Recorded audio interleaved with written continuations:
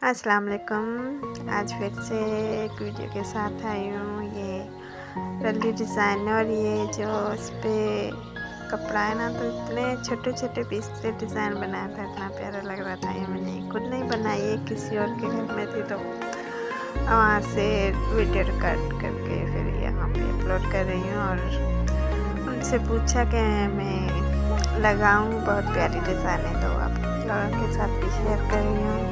इसका फैब्रिक है, कटिंग इतने छोटे छोटे पीसेस है, मैंने इसे आपको लिया था ताकि पता चले किस साइज से बनाई।